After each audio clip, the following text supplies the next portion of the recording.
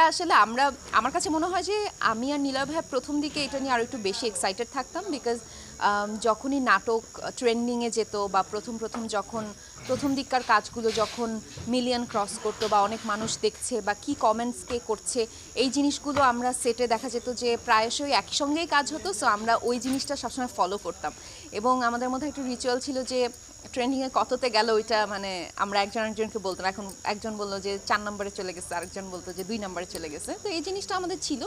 এখন যেহেতু কাজের পরিমাণ অনেক বেশি বেড়ে গেছে, হয়তো ওইভাবে ট্র্যাক করা হয় না বা আপনি যেভাবে বলছেন ওইভাবে এক্সাইটমেন্ট, ওরকম ডে টু ডে এক্সাইটমেন্ট থাকে না। তবে অবশ্যই ভালো লাগে, কারণ একজন আর্টিস্টের সঙ্গে আপনি এত মেজরিটি সময় কাজ করছেন, তার সঙ্গে কাজগুলো ভালো গেলে বা ওভারঅল শুধু নীলা ভাইয়ের সঙ্গে না, আমি বলবো যে মাসুম আঙ্কেলের সঙ্গে, শেলিয়ানটি, আরও যারা আছেন আমাদের পুরো এই টিমটাই কিন্তু বেশ কমন।